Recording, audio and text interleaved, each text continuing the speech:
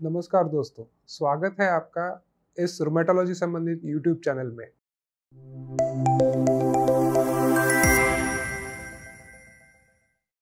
आज हमारी चर्चा का विषय स्पॉन्डिलोआर्थराइटिस है। लगभग हर व्यक्ति अपने जीवन में कम से कम एक बार पीठ दर्द से पीड़ित होता है। वास्तव में क्रॉनिक बैकएक एक ऐसा पीठ दर्द है जो कई दिनों तक रहता है और लगभग 10 से 20% लोग अपने जीवन काल में कम से कम एक बार इसका अनुभव करते हैं। स्पॉन्डिलोआर्थराइटिस इस प्रकार की क्रॉनिक बैकएक का एक प्रमुख कारण है। ऑस्टियोआर्थराइटिस या रूमेटॉइड आर्थराइटिस के बाद यह तीसरा सबसे कॉमन आर्थराइटिस है। विश्व के विभिन्न देशों में इसका प्रिवेलेंस 1000 में लगभग 3 से 14 तक है। आपने स्पॉन्डिलोआर्थराइटिस, एंकालोजिंग स्पॉन्डिलाइटिस, स्पॉन्डिलोआर्थ्रोपैथी जैसे अलग अलग नाम सुने होंगे। इस तरह की अलग अलग शब्दावली के कारण लोग भ्रमित हो जाते हैं कि वो किस तरह की बीमारी से पीड़ित है। साथ ही क्या मेरा निदान गलत है, क्या अलग अलग डॉक्टर मुझे अलग अलग चीज़ें बता रहे हैं, इन जैसे प्रश्न मरीजों के मन में आते हैं। आइए जानते हैं ऐसा क्यों होता है। हालांकि ये शब्दावली अलग अलग दिख सकती है, लेकिन आमतौर पे इनका इस्तेमाल एक ही प्रकार की बीमारियों का वर्णन करने के लिए किया जाता है। इसका मुख्य कारण इनका इतिहास है। जैसे जैसे इन रोगों के बारे में जानकारी बढ़ती गई, वैसे वैसे इनके वैज्ञानिक नाम भी बदलते गए जो वर्णनात्मक थे। उदाहरण के लिए, जिसे हम स्पॉन्डिलोआर्थ्रोपैथी कहते थे, उसे अब नई शब्दावली के अनुसार स्पॉन्डिलोआर्थराइटिस कहा जाता है। स्पॉन्डिलोआर्थराइटिस शब्द दो शब्दों से बना है, जिसमें स्पॉन्डिलोस माने रीढ़ की हड्डी और आइटिस जो सूजन दर्शाता है, ये दो चीज़ें आती है। जैसे इसके नाम से पता चलता है, यह एक प्रकार का गठिया है जिसमें रीढ़ की हड्डी के जोड़ों में सूजन आ सकती है। रीढ़ के अलावा अन्य जोड़ों में भी सूजन देखी जा सकती है।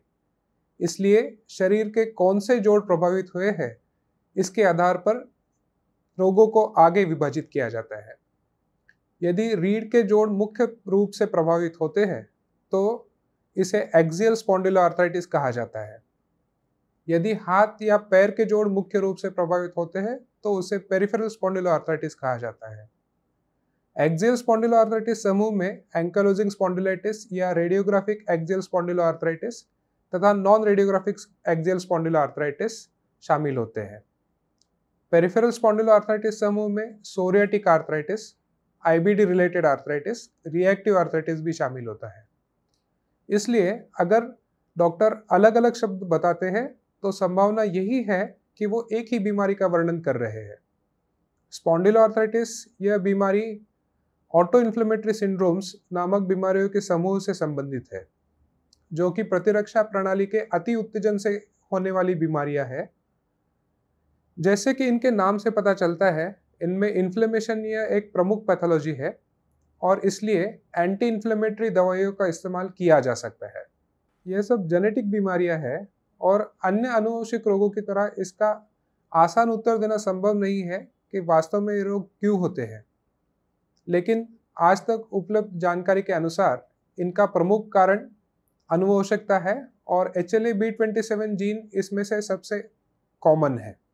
इस समूह के विभिन्न रोगों में लगभग 40 से 90% लोगों में HLA-B27 जीन मौजूद होता है। जब हम HLA-B27 के लिए परीक्षण करते हैं तो यह परीक्षण हमें सिर्फ यही बताता है कि अपने शरीर में HLA-B27 जीन मौजूद है।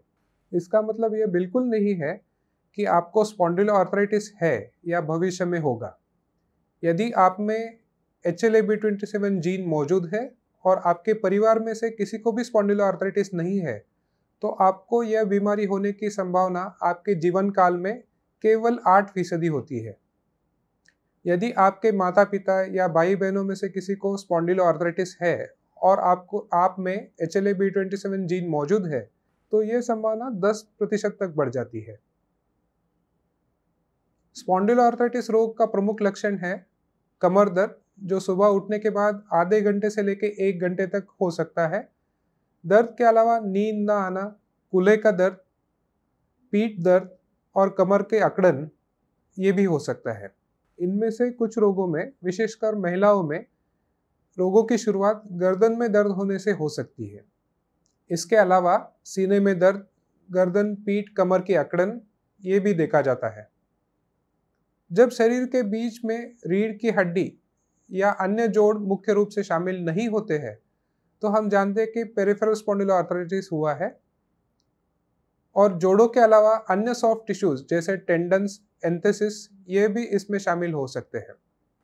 इसकी सूजन के कारण इन्फ्लेमेशन या टीनोसाइनोवाइटिस, एडी में दर्द और जोड़ों के बाहर के शरीर के अन्य सॉफ्ट टिश्यूज में दर्द ये लक्षण भी दिख सकते हैं। इसके अलावा डैक्टिलाइटिस यानी उंगलियों में सूजन यह एक विशिष्ट लक्षण इन रोगों में पाया जाता है। मस्कुलोस्केलेटल सिस्टम के अलावा आंखों में, आंतों में, त्वचा पे या महाधमनी जैसी रक्तवाहिकाओं में सूजन आके uveitis, IBD, psoriasis, aortic root dilatation आदि लक्षण भी कुछ लोगों में दिख सकते हैं। जहाँ तक इन रोगों के कॉम्प्लिकेशंस की बात है, इनमें ऑस्टियोपोरोसिस बहुत कॉमन है और परिणाम स्वरूप रीढ़ या कूल्हे की हड्डी का टूटना यह भी बहुत कॉमन है। इसके साथ साथ हार्ट डिसीजेस भी कॉमन है। इसकी ट्रीटमेंट की बात करें तो रेंज ऑफ मोशन एक्सरसाइजेस और फिजियोथेरेपी स्पाइनल मोबिलिटी बढ़ाने में मददगार है, लेकिन जोड़ों की सूजन कम करने के लिए आपको दवाइयों का सेवन करना जरूरी पड़ सकता है। Non steroidal anti inflammatory drugs या दर्द निवारक गोलियां पहली पंक्ति का उपचार होती है। इसके अलावा मिथोट्रिक्सेट, सल्फासेलेजिन, साइक्लोस्पोरिन जैसी दवाइयां भी महत्वपूर्ण है। नए टारगेटेड सिंथेटिक डीमार्ट्स जैसे टोफासिटिनिब या बायोलॉजिकल डीमार्ट्स जैसे इन्फ्लिक्सिमैब, अडालीमुमाब, गोलीमुमाब और इटानरसेप्ट इत्यादि भी प्रभावी है।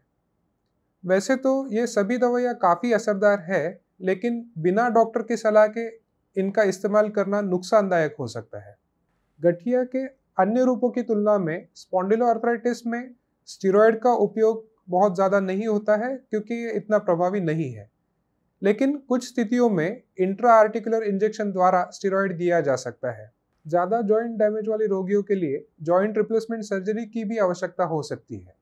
इन सभी उपचारों को ठीक से करने के बाद रोगी के दर्द में निश्चित रूप से सुधार हो सकता है और उनका जीवन स्तर भी बेहतर हो सकता है।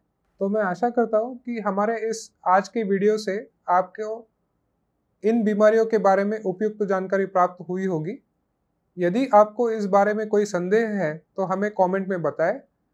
अगर आपको यह वीडियो पसंद आता है तो इसे लाइक करें और शेयर करें ताकि ज़्यादा से ज़्यादा लोगों तक ये पहुँच सके। रूमेटोलॉजी से संबंधित अन्य बीमारियों के बारे में सूचित रहने के लिए इस चैनल को सब्सक्राइब जरूर करें। धन्यवाद।